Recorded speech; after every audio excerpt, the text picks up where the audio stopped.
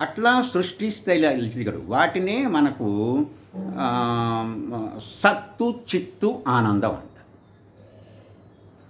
సృష్టి స్థితి లయకారకుడు అని అంటూ ఇది తర్వాత భూర్భువస్వహ అని కూడా ఉంది. అంటే సత్తు చిత్తు ఆనందం, ఈ మూడు కలిపినటువంటి తత్వం ఏదైతే ఉన్నదో అది పరమాత్మ తత్వం. అయితే ఈ మూడు కలిస్తేనే పరమాత్మ తత్వం. కానీ ఇలాంటిది లోకంలో ఏ వస్తువైనా ఉన్నదా అంటే ఈ మూడు కలిసింది లేదు, విడివిడిగా ఉన్నాయి. సత్ అంటే ఉండటం, ఎప్పుడు అవి చావు పుట్టుకలకు సంబంధం లేకుండా ఎల్లప్పుడూ ఉంటాయి. ఆ ఉండే స్థితి కలిగిన వస్తువులే ఈ ప్రకృతి, జీవాత్మ, పరమాత్మ.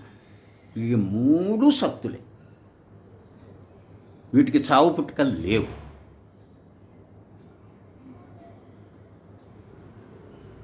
అట్లా ఈ మూడు వస్తువులు ఉన్నాయి. ఇందులో పరమాత్మను మనం వేరు చేసుకోవాలి.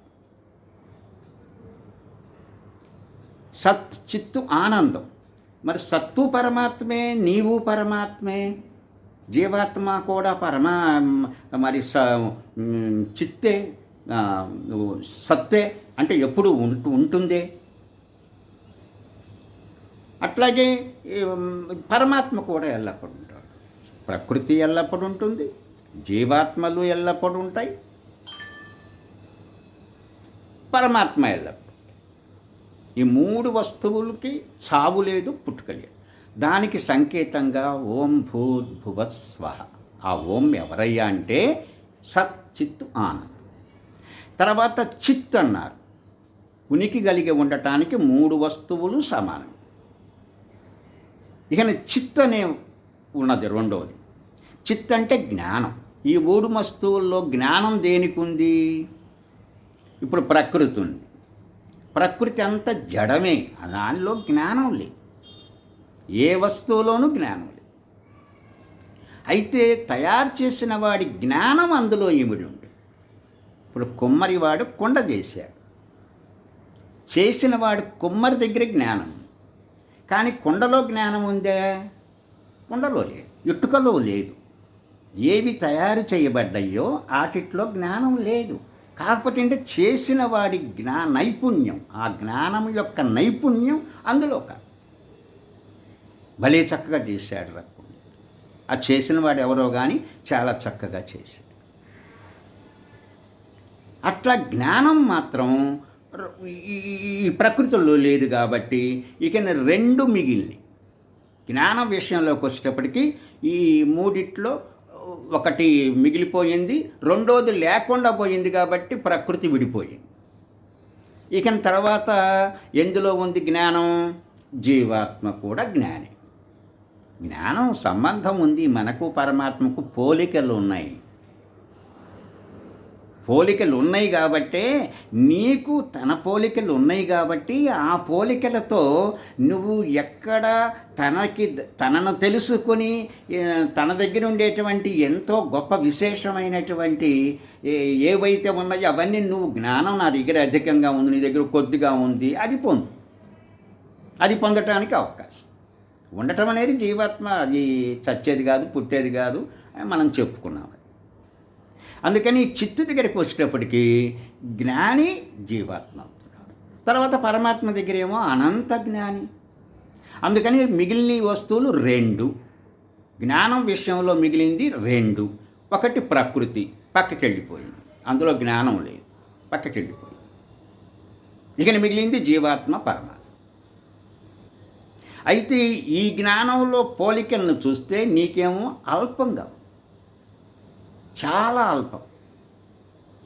అసలు నీ యొక్క నువ్వు ఏకదేశివి,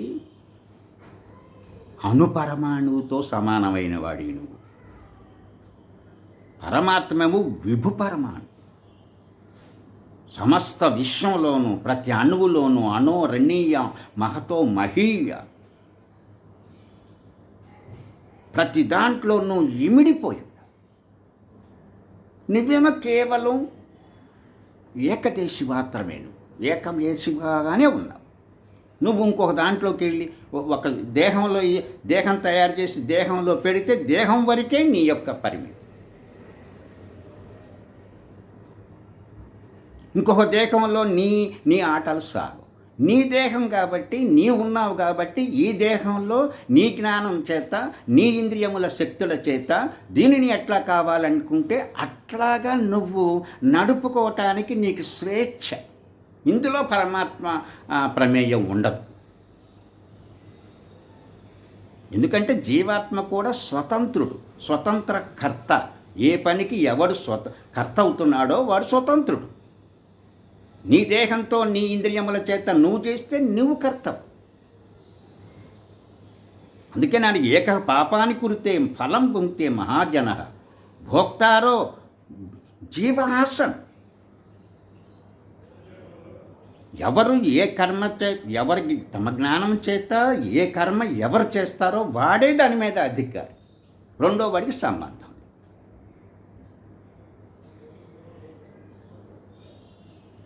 ఇది జీవాత్మకు అవకాశం. నువ్వు చేసిన పనికి నీకే అవకాశం. మంచి చేస్తే ఎవరు నన్ను మెచ్చుకోలేదని అనుకోవాల్సిన పని లేదు. మంచి చేసావు, అది నీకే సంప్రాప్తిస్తుంది. ఇవి నమ్మాలి. ఇవి నమ్మకపోతే ఏం మంచి పనులు చేసి కూడా నాకేం ఫలం లేదని అటు ఇటు దిక్కులు చూస్తే రాకపోతే అది వృధా అని అనుకుంటారు. కానీ అట్లా కాదు. మంచి చేసినా అంతే, చెడు చేస్తే వచ్చే బాధ అంతే. నువ్వు స్వతంత్రుడు. ఈ కర్తవ్య కర్మల్లో భగవంతుడి ప్రమేయం ఏమీ ఉండదు. అందుకని నువ్వు చేసిన కర్మలకు ఫలం మాత్రం అతనికి తెలుసు కాబట్టి నీకు దాన్ని బట్టి దేహాలిస్తాడు. అందుకని నువ్వు ఎన్నో పుణ్యఫలాల వలన నీకు ఈ మానవ దేహం వచ్చింది. మానవ దేహం వచ్చింది కాబట్టి నీవు ఇవన్నీ మాట్లాడగలుగుతున్నావు, వినగలుగుతున్నావు, చెప్పగలుగుతున్నావు. అలాగే ఎవరైనా వినగలుగుతున్నారు. వాటిని ఆచరించుకుని మనం కూడా పొందాలనే ఉత్సుకత కలిగి కూడా ఉండగలుగుతాం, నేర్చుకోగలుగుతాం. స్వాభావిక గుణాలతో పాటు మానవుడు తను ఎన్నెన్నో చూచి నేర్చుకుంటాడు. ప్రకృతి ఒక పెద్ద పాఠశాల. ఈ పాఠశాలలో ఎంతో తయారు చేసిన వాడి విజ్ఞానం అంతా ఉంది. ఆ విజ్ఞానాన్ని తెలుసుకుని మనం కూడా అంత విజ్ఞానవంతులము, అట్లాంటి వాళ్ళము, అంత సామర్థ్యవంతులము కావటానికి మనం ఉత్సుకత ముందుకు ప్రయాణం చేయాలి. అందుకే మానవ జన్మ. ఊరికే వచ్చి ఆహార నిబద్ధన భయమైదునాలతో గడిపితే లాభం లేదు. అందుకే ఈ మానవ దేహంలో ఇన్ని విషయాలతో మిళితమై ఉన్నది. ఏదో గోగులో అన్ని దేవతలు ఉన్నాయి అంటే అది నీలో లేని దేవతలు అందులో ఉన్నాయ్యా. నీలో లేని అంటూ ఏమి లేదు, నీలో కూడా ఉన్నాయి. నువ్వు మొదటి వాడి, తర్వాత పశువుల్లో గోమాత. ఇట్లా మనం అర్థం చేసుకుంటే మనలోనే ఇన్ని మహస్తరమైన శక్తులతో కూడిన దేవతల నిలయము. అందుకనే కృష్ణుడు చెబుతాడు, దేహో దేవాలయం ప్రోక్త జీవదేవ సనాతన అన్నాడు. దేవుడు జీవుడు ఒకే చోట ఉన్నది ఎక్కడున్నారా అంటే నీ దేహంలోనే. నీ దేహమే నీకు దేవాలయం.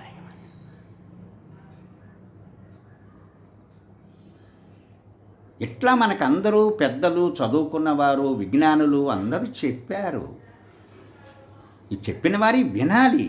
విన్న తర్వాత మనం కూడా ప్రయత్నం చేసి నిజంగానే నాలో ఉన్నాయి అనేటువంటి స్ఫూర్తిని మనం పొందగలిగినప్పుడు ఇక ఉంటుందండి దాని ఉత్సుకత. ఏమిటి విచిత్రం? నీకు నీవుగా తెలుసుకోవాలని ఉత్సాహం, మేధ, శక్తి ఎన్నెన్నో కలుగుతాయి దీనివల్ల. చూడండి, నేను ఒక్కటే చెప్తున్నాను, మీరు ఇది ఇట్లా చూడండి, మీకే తెలుస్తుంది. దానికి ఉదాహరణ ఎవరో అవసరం నేనేం నాకేమీ తెలియదు అసలు లోకంలో. అట్లాంటిది కొన్ని కారణాలు చెప్పాను నేను మొదటే. వాటి ద్వారా నేను నాలో ప్రేరణ కలిగింది. ప్రేరణ కలిగినప్పుడు ఏమిటి అని ఆలోచిస్తే, ఓహో, వేదంలో ఉన్నయ్యా. వేదం ఎక్కడుంది? నీలోనే ఉందా. తం పృచ్ఛత స జగామాస వేద స చికిత్వాం ఈయతే న్వీయతే తస్మిన్ సంతి ప్రశ్న తస్మిన్ నిష్ఠయ. నీలోనే వేదం ఉంది. నువ్వెందుకు వేదాన్ని లోపలికి చూచి చదవ్వు? నువ్వు ఎందుకు ఎందుకు అందులో ఉన్న నీకు వచ్చిన సమస్యల గురించి ఎందుకు ప్రశ్న వేసి అది ఏ పేజీలో ఉందో నువ్వు ఎందుకు పట్టుకోలేవు? ప్రయత్నం చేస్తే దొరుకుతుంది, తప్పకుండా దొరుకుతుంది. కాకపోతే ఒకళ్ళకి కొద్ది సమయంలో దొరుకుతుంది, కొంతమందికి ఏమో నిరంతర శ్రమ చేస్తే దొరుకుతుంది. అది చేసిన పాపపుణ్య ఫలాలను బట్టి దొరుకుతుంది. చెప్పుకున్నాం కదా, మానవుడు నిర్మాణంలోనే మొదట్లోనే అందరికీ జ్ఞానం ఉందే, ఏదో నలుగురికే కలిగిందని చెప్పుకున్నాం కదా. అట్లాగే నేనెందుకు కాకూడదు వాళ్ళలాగా అని ఎవరికి వాళ్ళు, ఎవరినో గొప్పవాళ్ళు అంటే మనకి గొప్పతనం రాదండి. వాళ్ళు ఎట్లా గొప్పవాళ్ళు అయ్యారో మనం కూడా అలాంటి కృషి చేసి అట్లా మనం సంపాదించాలి ఆ కృషి. అందుకని కృషి మిత్ కృషస్, పని చెయ్యి, కష్టపడు, నీకు కావలసిన దాన్ని సంపాదించడానికి నిరంతరం పరిశ్రమ చెయ్యి. నీలోనే సమాధానం ఉంది, నీలోనే అన్నీ ఉన్నాయి. కానీ నువ్వెప్పుడు నీరసపడవు. నాకు జరగలేదని అనుకో. అట్లా ఏదైతే ఉన్నదో ఇప్పుడు మనం తెలుసుకోవాలనుకున్నది అది తెలుసుకోవటానికి ఈ దేహం అనేది చాలా గొప్పదండి. అందుకనే పురుష శబ్దానికి నేను కొద్దిగా అందుకని చెప్పవలసి వచ్చింది. అది స్త్రీలు మాకు లేదు, పురుషులంటే వీళ్ళే కదా అని అనుకోపోతారు. ఈ దేహంతో ఊడి ఏ కర్మల వలన బంధింపబడ్డామో ఆ బంధనాల్ని ఛేదించుకోవటానికి అవకాశం ఉన్న ఈ మహత్తరమైన దేవతల నిలయమైనటువంటి ఈ మానవ దేహంతో మనం సాధన చేసి దాన్ని విడుదల చేసుకోవచ్చు. ఈయనప్పుడు జన్మ రాహిత్యం పొందవచ్చు. అందుకని ఈ చిత్ అనేటువంటి జ్ఞానం ఏదైతే ఉన్నదో నీ దగ్గర, దాని దగ్గర పూర్ణంగా వాడి శరీరాల్లోకి ఎక్కడికి జన్మలెత్తకుండానే అన్ని పనులు ఎట్లా చేస్తున్నాడో నీవు కూడా అద్భుతమైనటువంటి ఈ శరీర సంబంధం లేకుండా ఎన్నెన్నో మహత్తరమైనటువంటి ఈ సుఖానుభూతులు, కేవల సుఖాలు ఇవన్నీ. అవి లేకుండా ఉండేది అతని దగ్గర ఉంది. అతని దగ్గర ఉంది, అది మన దగ్గర లేదు. మనమేదో ఈ శరీర ధర్మాలకు అనుకూలంగా ఉంటే సుఖం వస్తుంది. ఈ శరీర ధర్మాలకు అనుకూలంగా మనం చేసిన పనులకి ఆ శరీరం అనుకూలించకపోతే దుఃఖం వస్తుంది. మంచి పని అవ్వచ్చు, మంచి పనులు కూడా ఒక్కోసారి అనుకూలించినప్పుడు అది నీకు సంతృప్తి కలిగించాలి. అందుకని అన్నారు శాస్త్రకారులు, ఏం చెబుతున్నారు? సర్వం పరవశం దుఃఖం, సర్వం ఆత్మవశం సుఖం. నీ ఆత్మలో ఏదైతే ఉన్నదో ఈ దేహానికి కూడా ఆత్మని, ఆత్మలో కలిగినటువంటి ఉద్దేశాన్ని ఈ శరీరం ద్వారా నెరవేర్చుకోవటానికి కావలసిన అనుసంధానం కలిసినప్పుడు నీకు సుఖం కలుగు. ఇప్పుడు బెల్లం ఉంది, తియ్యగా ఉంది. లడ్డు ఉన్నది, తియ్యగా ఉంది. జ్వరం వచ్చినప్పుడు అదే లడ్డు పెట్టుకుంటే చేదుగా ఉంటుంది.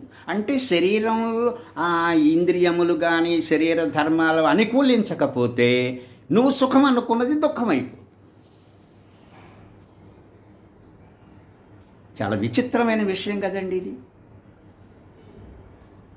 అదే బాగుంది కదా అని అతిగా తీసుకున్నాం అనుకోండి, ఇంకొక రోగం ప్రత్యక్షం. బాగున్నదని ఎక్కువ తింటే కడుపులో నొప్పి ప్రత్యక్షం, లేకపోతే ఇంకోటి ప్రత్యక్షం. అందువలన ఏంటంటే ఈ శరీరం అనేది చాలా మనకి ఈ జ్ఞానం అనేది ఈ శరీర ధర్మాలకు సంబంధించింది కూడా మనం తెలుసుకుని ఈ శరీర ధర్మాలకు అనుకూలింపజేసుకుంటూనే ఆ పరమాత్మను తెలుసుకోవటానికి ప్రయత్నం చేయాలి. అప్పుడు మనలో ఉన్న జ్ఞానం, అతని జ్ఞానంతో మనం ముడిపెట్టుకున్నప్పుడు అతనిలో ఉండేటువంటి శక్తులు ఏవైతే ఉన్నాయో అవన్నీ మనం కూడా తీసుకోవచ్చు. ఆయన ఏం చేస్తున్నాడు? పరిచి ఉంచాడు, నీకు కావాల్సింది తీసుకోనైనా అంటున్నాడు. ప్రపంచంలో భగవంతుడు తయారు చేసేది తన దగ్గర ఉంచుకోవాలి. ఏమి అన్నీ నీకు ప్రపంచంలో విచ్చలవిడిగా ఇచ్చేసి నీకు నాకు వేరువేరుగా లేవు, ప్రపంచం అందరికీ సమానం. ఇట్లా సమానంగా ఇచ్చి ఉన్నాడు. ఎవడి జ్ఞానంతో వాడు పొందుతున్నాడు. పొంది లక్షాధికారి అవుతున్నాడు, భిక్షాధికారిగా అయిపోతున్నాడు పొరపాట్లు పడి. అట్లా రకరకాలుగా అది మన జ్ఞానము, మన యొక్క అల్పత్వం వలన జరిగే క్రియల వల్ల జరిగే నష్టాలు, లాభాలు, ఇవన్నీ నిమిత్తాలు. అందువలన ఈ జ్ఞానం మనలో ఉంది కాబట్టి ఈ జ్ఞానంతో ఆ జ్ఞానాన్ని ముడిపెట్టి మనం పెంచుకోవాలి. అందుకు అవసరం భగవంతుడు. కొంతమంది ఉన్నారు, చాలామంది భౌతికంగా చూసినప్పుడు ఈ సృష్టిలో ఉండేటువంటి సమస్త ప్రాణికోటి చేసే విధానాలను బట్టి కూడా తన జ్ఞానాన్ని పెంచుకుంటున్నారు. కానీ ఇవన్నీ కూడాను ఎవరికి ఆ శరీర ధర్మాల్లో ఆ జ్ఞానం ఇచ్చి వాటికి ఆ శక్తులను ఇచ్చినవాడు పరమాత్మ. ఇప్పుడు చిన్న చీమ ఉంటుంది, ఆ చీమ చేసే పని ఆశ్చర్యంగా ఉంటుంది కదండి. దానికేంది, వాసనతో కనిపెడుతుంది. ఎక్కడ ఏదైనా సరే ఎట్టయినా దాన్ని సంపాదిస్తుంది. మనమేమో దాన్ని భద్రం చేసుకోవటానికి అనేకం చేసి ఉట్లు కట్టుకుని దాని మీద అయి పెట్టుకుని ఇవన్నీ చేసి ఎన్నెన్నో చేస్తాం. కానీ అది వదిలిపెడుతుందా? వదిలిపెట్టదు. మళ్ళా పైకెక్కి ఆ గోపురం మీదకి చేరి అక్కడి నుంచి ధవానమని ఆ వస్తువు మీద పడి సంపాదించేటువంటి కృషి చేస్తుంది. చూడండి, దానికి అజ్ఞానం ఉంది. అట్లాగే అన్ని ప్రయాణం అవుతుంటాయి, ఒకదానేంట వెనక పలకరించుకుంటూ వెళుతూ ఉంటాయి. నువ్వు వెళ్తుంటావు, నువ్వు పక్కాన్ని పలకరిస్తావా? లేకపోతే వెనకాడు సరిగా పాపం వాడికి వచ్చేటట్టు నేను అవకాశంగా నుంచున్నానా అని అనుకుంటున్నావా? ఏం లేదు, నా గొడవ నాది, వాడి గొడవ వాడి. కానీ అది సంఘ జీవన వ్యవస్థలో వాటిని కూడా చూసి కూడా నేర్చుకోవచ్చు. మనకేదో వర్షాలు వస్తున్నాయని ఇవాళ సైన్స్కి పెరిగింది, ఏమేంటో చూసి చెప్తున్నాం. ఒకప్పుడు ఈ చీమల బారులు త్వరగా హడావుడిగా తన గూటికి చేరడానికి చేసే ప్రయత్నాలు, పక్షులు ఇవన్నీ నడిచే నడతను బట్టి తొందరగా వర్షం వస్తుందిరా అని నిర్ణయించి కూడా మన పెద్దవాళ్ళు దాన్ని ఇది చేసుకునేవాళ్ళు. అంటే వాటికి స్వాభావిక లక్షణాలు. ఆ స్వాభావిక లక్షణాలతోనే నీలో లేని శక్తుల్ని, నీలో లేని జ్ఞానాన్ని వాటి ద్వారా పొంది నువ్వు కూడా ఇవి సంపాదించడానికి వీలవుతుంది. అందుకని జ్ఞాన సముపార్జన అనేది ఇది ఇట్లా అట్లా అని చెప్పడానికి వీలు లేదండి. సమయం సందర్భాన్ని బట్టి ఏది చూసినా వాడెవడో చూడండి, ఊరికి చెట్టు నుంచి కాయ కిందెందుకు పడింది, పైకి ఎందుకు పోలేదని ఆలోచించాడే, వాడి గొప్ప సైంటిస్ట్ అయిపోలా. అందరూ చూసేదే కదా, అందరూ చెంబు పట్టుకుని వెళ్తూ ఉంటారు కదా. అంతకుముందు ఎంతోమంది చూశారు, ఎన్నో అట్లాగే అనేక క్రియలు. కానీ ఒకటి కనిపి భూమికి ఆకర్షణ శక్తి ఉందని కనిపి అట్లా లోకంలో జరిగేటువంటి అనేక క్రియలను కూడా తీసుకుని అవి ఎందుకు అలా జరుగుతున్నాయి అక్కడ అని తెలుసుకుని తన జ్ఞానాన్ని పెంచుకోవడానికి ఏదైతే ఈ ప్రకృతి మాత కూడా నీకు చాలా ఉపయోగపడుతుంది. అందుకని ప్రకృతిని వదిలిపెట్టి నువ్వు దేవుణ్ణి తెలుసుకోలేవు.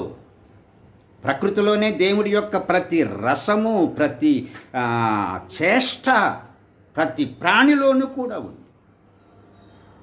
అతని శక్తులన్నీ వాళ్ళు చూస్తే ఎన్ని ఉన్నాయో చూడండి. అలాంటి శక్తులతో దేదీప్యమానంగా ప్రకాశించే ఆ పరమాత్మ అని చెప్పబడి ఆ వస్తువు ఇక్కడ చూస్తున్నటువంటి అనేక జీవులు చేసిన క్రియానుష్ఠానాలను చూస్తే మనకు ఆశ్చర్యం కలుగుతుంది. వీటిలోనే ఉన్నప్పుడు అతని దగ్గర ఎందుకు ఉండదు? లోకమంతా ఎట్లా సృష్టిస్తాడు అది ఇది అని అనుకుంటాం కదా. ఇట్లాగే అనేక శక్తులు మనకు లోకంలో తన దగ్గరే ఉంచుకుని ఊరుకోవాలి అన్నిటినీ వ్యక్తమే చేసి ఉన్నాడు. ఓహో, ఇది ఇట్లా జరిగినప్పుడు ఎందుకు చేయకూడదు, మనం ఎందుకు చేయకూడదు అని ఆలోచిస్తాం. అందుకని ఈ జ్ఞానానికి పరిమితి లేదు. విద్యానామ నరస్య రూపమధికం ప్రత్యర్థనం గుప్తం ధనం విద్యాబంధుజనే విదేశగమనే విద్యాపరా దేవత విద్యానామసు పూజ్యతే నహి ధనం విద్యావిహీన పశు. ఇలాంటి జ్ఞాన విజ్ఞానముల కోసం నిరంతరము శ్రమ చేయనటువంటి మానవుడు పుట్టే చస్తే ఏంటి ప్రయోజనం? అందుకని నిరంతరము మానవుడు ఎవరి వైపుకు ప్రయాణం అవ్వాలి? తనకన్నా జ్ఞాని వైపుకు ప్రయాణం. తనకన్నా ఉన్నతమైంది ఏమిటి సృష్టిలో? శరీరం నిలబడాలంటేనేమో ప్రకృతిని తీసుకోవాలి. జ్ఞానం వికాసం పొందాలంటేనేమో జ్ఞాన విజ్ఞానముల చేత ప్రకాశించే సూర్య సమానుడైనటువంటి తేజస్వరూపుడైన ఆ పరమేశ్వర జ్ఞానానికి ముడిపెట్టుకుంటే నీ జ్ఞానం, నువ్వు కూడా నీ జ్ఞానాన్ని పెంచుకోగలవు. అప్పుడు నువ్వు దేవత అవుతావు. అంటే మనుష్యుడు ఎవడైతే ఉన్నాడో వాడు ఈ జ్ఞాన సముపార్జన కోసం మంచి ధర్మాలు చేస్తూ నిరంతరము పనిచేస్తాడో వాడే దేవత. ఈ దేవత కూడా చివరికి ఏమవుతాడు? దేవుణ్ణి తెలుసుకోవడానికి ఒక అర్హతను సంపాదిస్తాడు. దానికి కారణం ఏంటి? జ్ఞానమే. భౌతిక జ్ఞానం ఉండాలి, పరమాత్మ జ్ఞానము ఉండాలి. అందుకని నీకుంది కాబట్టి ఆ జ్ఞానం, దాన్ని ఎట్లా పెంచుకుంటావనేది నేనుకిన మాటలతో ఎవ్వరికీ మనం చెప్పకూడదు. అందుకనే మన పిల్లలకు కానీ మన తోటి వారికి కానీ ఎవరి దగ్గర ఏ లక్షణాలు, ఏ జ్ఞానం జ్ఞానంతో వాడు ధ్యేయానికి సమీపంగా ఉన్నాడో చూసుకుని దాని వైపుకే ప్రయాణం చేయమనాలి. ఇప్పుడు చాలామంది తల్లిదండ్రులు నువ్వు ఇంజనీరే చదువు, డాక్టర్ వద్దు, వాడికేమో ఇంకో దాని మీద ఉంటుంది, అదేదో తెలుసుకోలేరు, అదే చదువు అంటారు. వాడికే విరక్తి కలుగుతుంది. వాడి దగ్గర ఉన్న జ్ఞానం కూడా వాడికి విసుగు పుట్టి అది ఇదైపోయినటువంటి వాళ్ళని మనం లోకంలో చూస్తున్నాం. అట్లా ఉండకూడదు. ఈ జ్ఞానం అనేది ఎవరి దగ్గర ఏ రకమైన, నేను చెప్పాను కదా నేనేం చదువుకోలేదు అని, నాకు అసలు లోకం పోకడే తెలియదు. అట్లాంటిది ఈ వేదంలో చదువుకుని నాకు ప్రశ్నలు వేసుకున్న తర్వాత వచ్చినటువంటి అందులో నుంచి వచ్చినటువంటి ఆ ఉత్సుకత, అనేక శ్లోకాలు, అనేక మంత్రాలు, ఎక్కడ ఏ సబ్జెక్ట్ అయినా సరే ఉన్నాయి, నేను తెలుసుకున్న దాన్ని నేను చెప్పడానికి మంత్రాలే ప్రమాణంగా తీసుకున్నాను. నేను ఎవరో చెప్పినవి నేను తీసుకోలేదండి. ఎవరైతే చెప్పినా వింటాను అంతే. కానీ అందులో అది సత్యమా అసత్యమా అని తెలుసుకునే వివేకంతో కూడిన ఆ జ్ఞానం మనుషుడికి ఉండాలి. అందుకని ఆ వివేకం కలిగిన వాడే మానవుడు అన్నారు. ఆకారానికి మనుషులు కారండి. ఆకృతి గ్రహణ జాతి. ఈ జాతి అనేది ఆకృతిని బట్టి కూడా వస్తుంది, కానీ ఆకృతి కాదు. అందుకని అద్భుతంగా మహర్షి దయానందులు వారు అద్భుతమైనటువంటి ముందు సందేశంలో ఆ స్తుతి ప్రార్థన వికాసం అనేటువంటి అద్భుతమైనటువంటి వాటిలో మంత్రాలు పొందుపరిచారు. విశ్వాని దేవ సవిత దురితాని పరాసువ యద్భద్రం తన్న ఆసువ. చూసారా ఎంత అద్భుతంగా మానవుడు కావాలంటే నువ్వు ఏం చేస్తే నువ్వు మానవుడు అనిపించుకుంటాడో. మంచి చెడు నువ్వు చేసే ప్రతి పనిలోనూ, చూచే చూపులోనూ, ప్రతి దాంట్లోనూ నీకు ఒక ధర్మం ఉన్నది. ఏమిటయ్యా అంటే అది మంచి చెడు. దానికే పాపము పుణ్యము, సత్యము అసత్యము, న్యాయము అన్యాయము. ఈ వివేకం ఎవరికి వస్తుందో వాడే మనుషుడు. అప్పుడు దురితాని పరాసువ, నీ దుఃఖాలు నీకు దూరం అయిపోతాయి. యద్భద్రం తన్న ఆసు, నేను అప్పుడు భద్రపురుషుణ్ణి కాగలుగుతాను. అందుకని ఎవరికి వాళ్ళు ఏమిటంటే వినాలి, విన్న తర్వాత ఎంతో ఏమండి అందరం అన్నిట్లోనూ గొప్పవాళ్ళం కాలేం కూడా. కొంత ఈ జన్మలో కొంత చేస్తాం. కానీ చెప్పాం కదండి మొదట్లో వచ్చినటువంటి ఋషుల్లో ఎవరిని ఎందుకు వచ్చాను ఏమిటి ఇదంతా లోకమని తెలిసినప్పుడు వాళ్ళలోకి మళ్ళా వాళ్ళకి అలవాటు కూర్చుని తపస్సును చేసిన అలవాటు లోపలకు చూసుకున్నారు. లోపలకు చూసుకుంటే ఓహో ఇదా నేను చదువుకున్న జ్ఞానంలో ఉన్నదే, ఇప్పుడు నేను మళ్ళీ ఈ శరీరధారిణి అయ్యి ఇట్లా వచ్చాను అనుకుని వాళ్ళు అప్పుడు ఆ జ్ఞానాన్ని ఒక్కసారి స్మరణ చేసుకుంటే అన్నీ వాళ్ళు అంతకుముందు కష్టపడి పోగు చేశారు కదండి, అదంతా పెళ్ళుబుకి వాళ్ళ నోటంటే చెప్పడం మొదలుపెట్టారని చెప్పుకున్నాం. అట్లా అన్నమాట. అలాగే నీవు ఇవాళ డాక్టర్ అయితే తప్పకుండా ఇంకో జన్మలో కూడా నువ్వు మహత్తరమైనటువంటి జ్ఞాని అవుతావు, ఇంజనీరు అవుతావు, వ్యవసాయంలో మెలకలు తెలిసి ఉంటే వ్యవసాయంలో గొప్పవాడి అవుతావు. ఏదో ఒకటి ఏది ఏమైనా జ్ఞానమే ముఖ్యం. అది అంతేగాని ఎంత తిన్నాను ఎంత పొట్ట ఇవన్నీ కాదు. అసలు ఎంత తిన్నాము ఎంత చేశామనేది కాదు. శరీర ధర్మాలు ఉండాల్సిందే, కానీ అచ్చం శరీరం. ఈ శరీరం జ్ఞానానికి ఉపయోగపడాలి, జ్ఞాన సాధనం ఇది. అందుకని ఈ జ్ఞానము నీకు ఉంది, పరమాత్మకు ఉంది. ఇప్పుడు నువ్వు చేసే ప్రతి పని కానీ ఏదైనా ఏది కొల్లగొట్టడానికి? పరమాత్మ జ్ఞానం ఏదైతే ఉన్నదో దాన్ని ఎంత తీసుకోగలుగుతానో అంతకి ప్రయత్నం.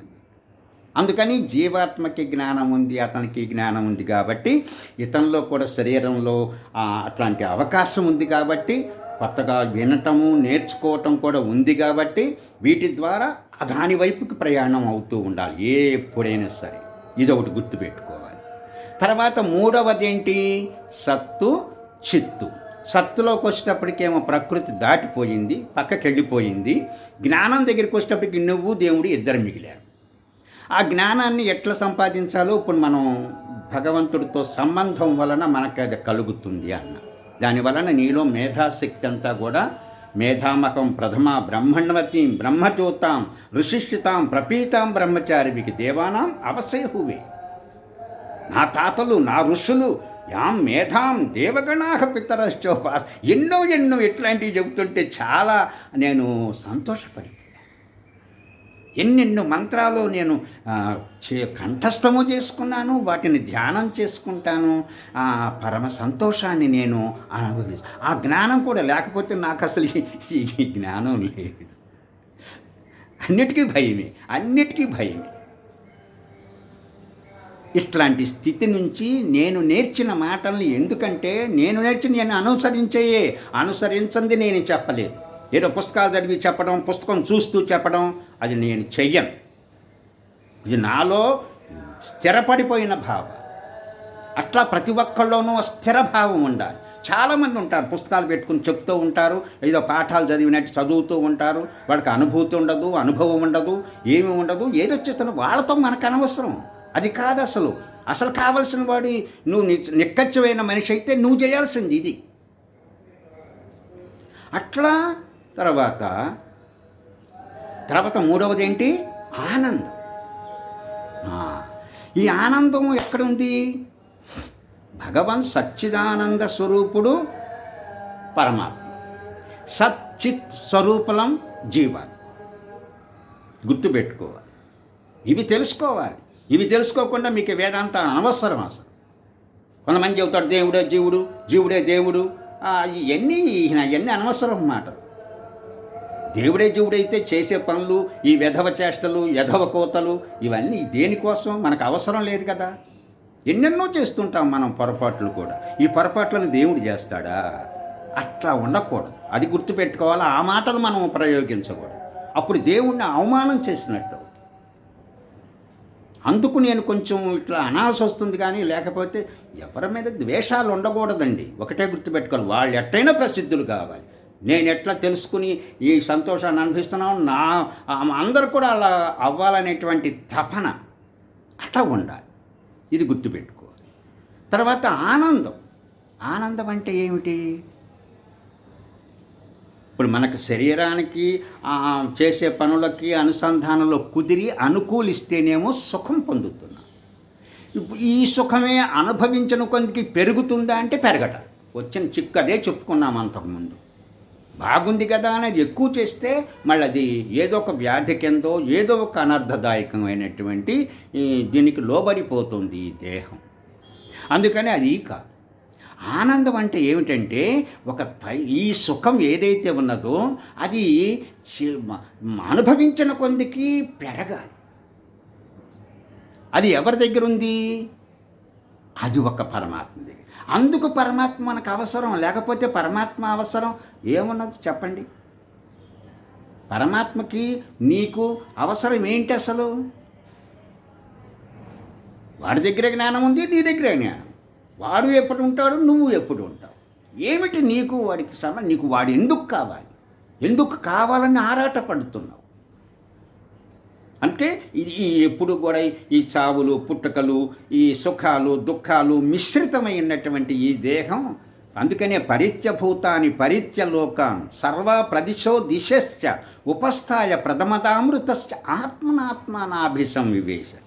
నేను అనేక జన్మలెత్తి అనేక తన్నుల స్తన్యాన్ని పీల్చి రకరకాలుగా యోనుల్లో ప్రవేశించి పుడుతూ చస్తూ పుడుతూ చస్తూ ఈ ఈ మానవ జన్మలోకి వచ్చాము. అందులో ఏం పస్స లేదు, అది తెలుసుకున్నాను నేను. ఎందులోకి వెళ్తే పస్స ఉన్నదో దానికోసం ఆందోళనతో ఉన్నా. అందుకు పరమాత్మ నీ ఆందోళన తీరడానికి అద్భుతమైన ఈ మానవ దేహాన్ని నీకిచ్చి ఈ జ్ఞాన విజ్ఞానములన్నీ కూడా నీ ముందుంచేసి అనుభవించు నాయనా, తెలుసుకోరా. నా వైపుకి వస్తున్నావా, రా తెలుసుకో నన్ను అని ఇట్లా అనేక రకాలుగా ఆయన మనల్ని ఆకర్షిస్తున్నాడు. జ్ఞానము చేత ఆకర్షిస్తున్నాడు, ఆనందము చేత ఆకర్షిస్తున్నాడు. ఈ ప్రకృతి వస్తువులేమో తన వల్ల కలిగే సుఖాలను అది ఆకర్షిస్తుంది. ఇటు తల్లి ఆకర్షణ, అటు తండ్రి ఆకర్షణ గుర్తుపెట్టుకోవాలి. అందుకని ఈ ఈ ప్రకృతి కూడా సామాన్యమైంది కాదు. అసలు ప్రకృతికి ఉన్న శక్తి చూస్తే అసలు మామూలుగా ఇదే మనం ఊహించలేము. అంతటి శక్తి సామర్థ్యాలు కలిగింది ఈ ప్రకృతి. అందుకనే ప్రకృతిని నువ్వు స్వాధీనం చేసుకోకుండా, ప్రకృతి దేవతల్ని ప్రసన్నత చేసుకోకుండా భగవంతుణ్ణి ప్రసన్నత చేసుకోలేవు. ఇది గుర్తుపెట్టుకోవాలి. ఎవరైనా సరే ఢంకాబద్ధంగా చెప్పవచ్చు. అందుకని ప్రకృతి దేవతల్ని దేవానామతి వ్రతం శతాత్మ క్షణజీవతి తథా యుజ వివవృతే. ప్రకృతి దేవతల్ని ప్రసన్నత చేసుకోకుండా, వాటిని నువ్వు అదుపు చేసుకోకుండా, వాటిని నీకు అనుకూలపరచుకోకుండా పరమాత్మ వైపుకి వెళ్ళలేవు.